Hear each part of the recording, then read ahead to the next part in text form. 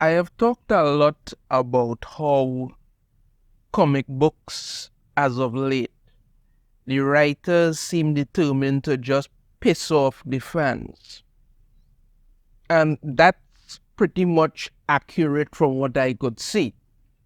They do these stories where they destroy these characters and act like, this is supposed to be good. And there's even talk about hate buying or even hate watching that happened with the Velma series. They say some people watch it for pure hate, and that's what gets it with it. So that's how some of these people get views and get people to buy their stuff. Or many would say that's just a rumor, it's just what they're saying, it don't really going to happen, or you're the bot. No, a Batman and Superman writer for DC has come out and admitted that, pissing people off gets them to buy books. So yeah, that is what's happening. Let's dive into this article here from Bounding into Comics. Batman writer Joshua Williamson admits outrage sells comics. It sucks, but it is a pattern that I've seen in my time at DC. Yeah. This is what DC and Joshua Williamson was the one behind the whole Dark Crisis, god-awful debacle that they did that was just, criminal. Let's get into it.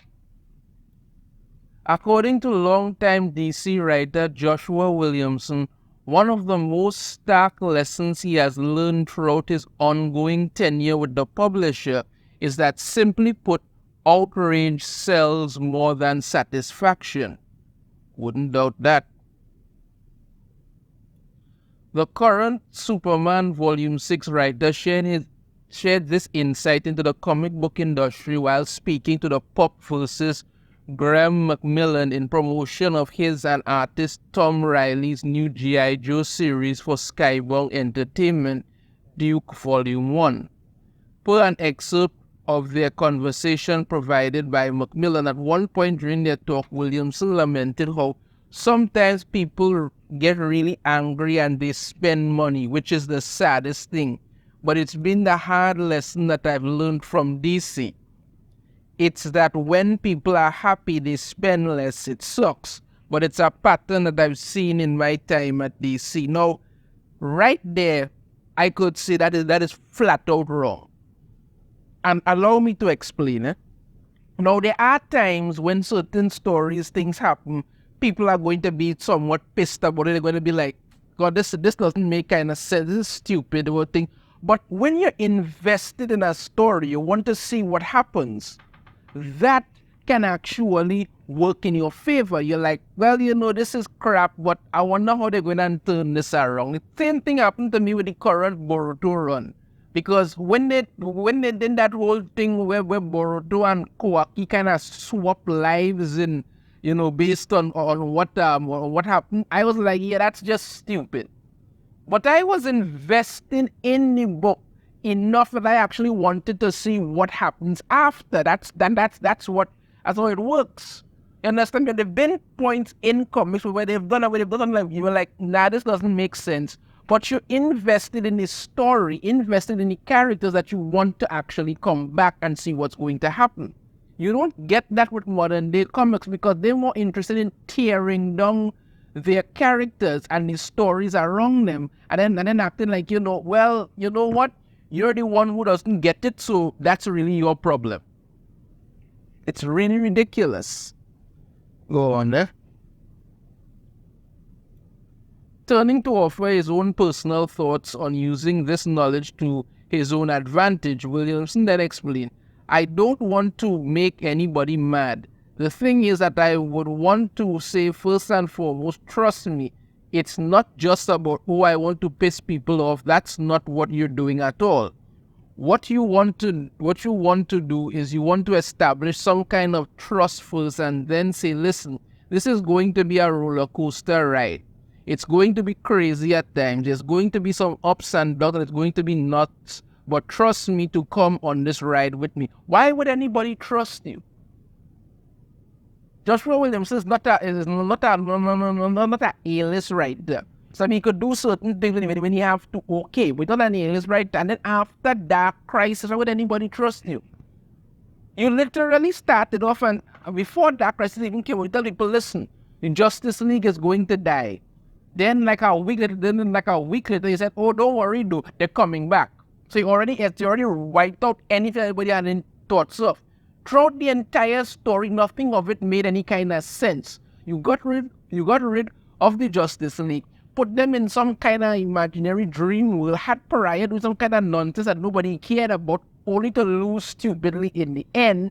You kept dragging in people that didn't even make sense. You had Black Adam kind of going off the rails. You had John Kent wanting to form his own Justice League without having the slightest flicking clue what he was doing. And the story just kind of limped along, and everything connected to it just got worse and worse, and it finally came to an end. That was it. Why would anybody trust you? You have to establish that to bring in fans, but have you done that? No.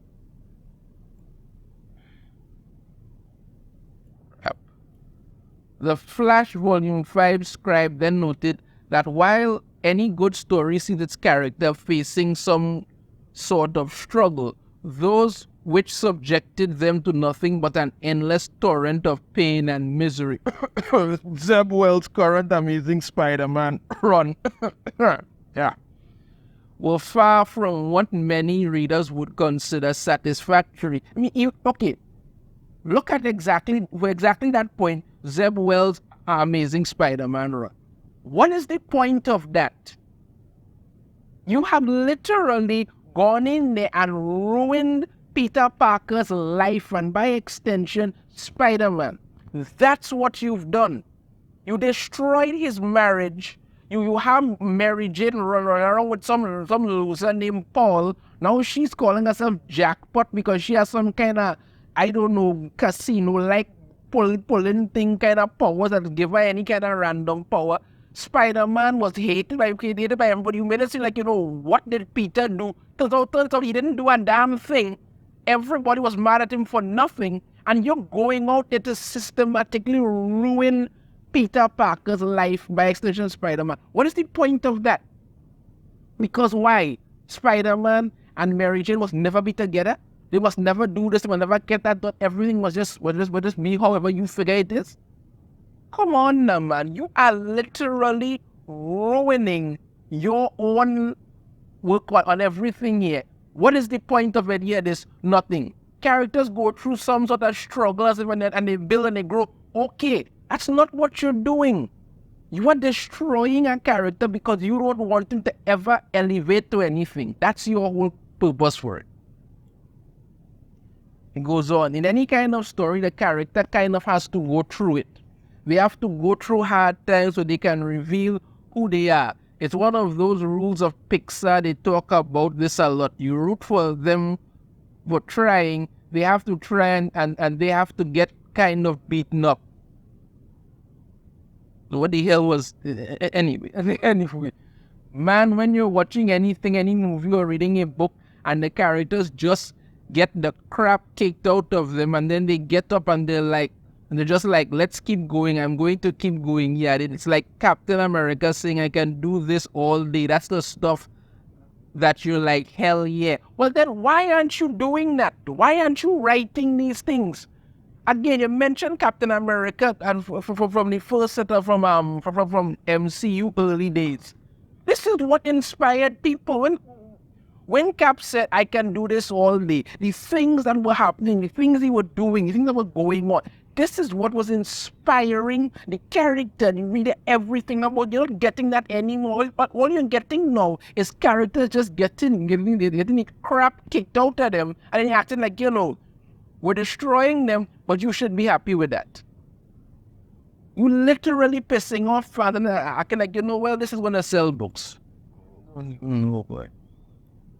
Unfortunately for those curious, Williamson concluded his time with Macmillan without having provided any specific examples as to which recent DC series, if any, were produced with the goal of farming what little extra outrage dollar fans are still willing to shell out. Of course, he wouldn't say that because if he comes out and admits it, it would have to literally be all.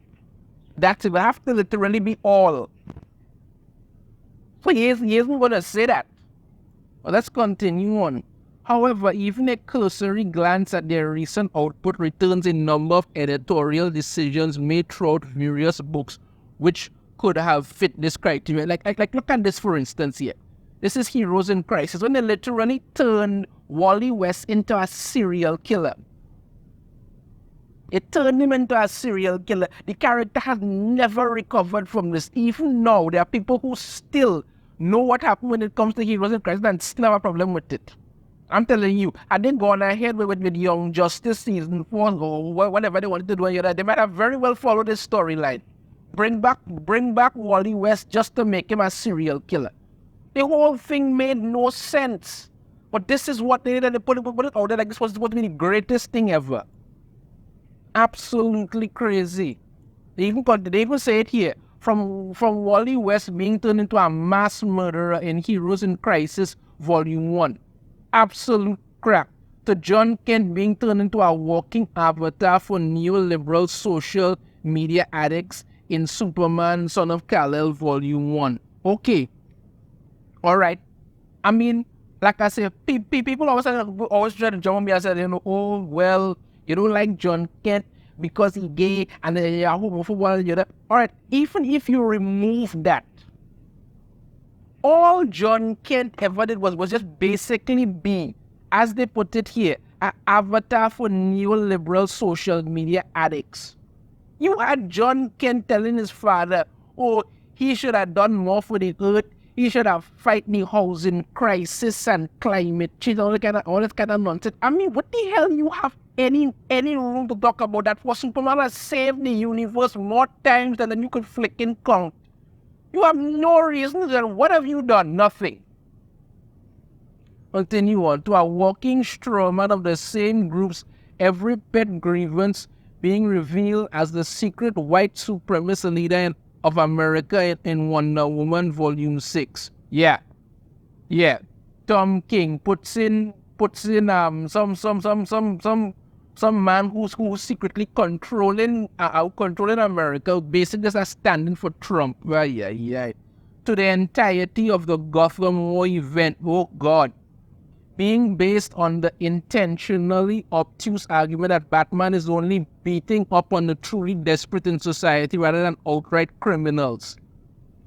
Gotham War was an absolute affront to everything Batman has ever done. Batman was the only one with any kind of common sense, and they still try to paint him like a criminal. But again, they want to destroy Batman.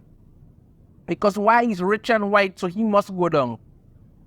The list of DC series which could have been made with at least some intention of angering readers truly goes on and on. Because as I said before, pretty much all of them.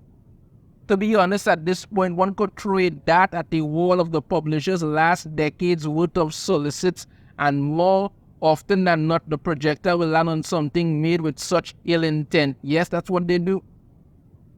Yeah, look the guy here from the Lasso of Lies, all this from Wonder Woman series. Yeah.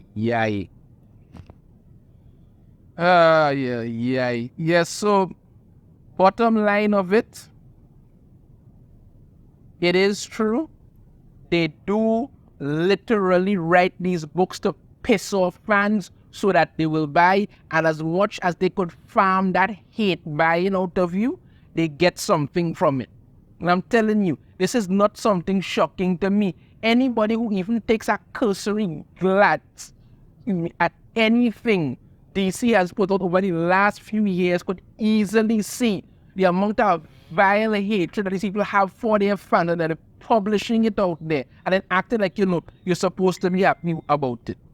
This is crap. Absolute and utter crap. And finally, somebody else has come out and admitted it. Let me know your thoughts on this in the comments. If you have a different opinion, I'd love to hear it. If you like the video, hit that thumbs up. Subscribe if you haven't already. Ring the notification bell. You'll be notified every time I put out a new video. And I shall see you all next time. Take care.